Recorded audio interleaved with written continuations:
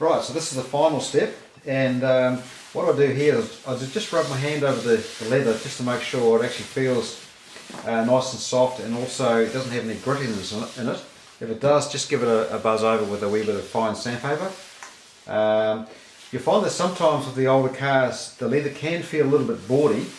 That's just due to there's still a little bit of crustiness sitting in the surface. So what I do is an easy way to fix that, so it brings back the softness again, is just dip the paper towel into some of the leather prep and just very lightly wipe on, wipe off. So you almost just you're just about drying it as you're wiping it away. So, and that just seems to make quite a lot of difference. So you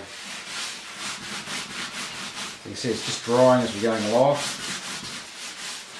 So this is just the final step, and it just makes that much difference to how it actually feels after the preparation. So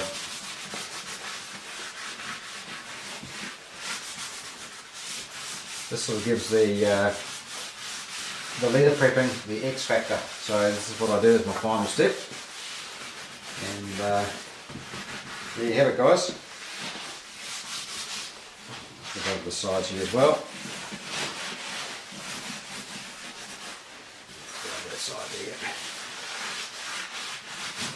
So that's virtually all dried out now. Just very lightly damp. Bit of wipe over, and that's it. So now we can move on to the next step.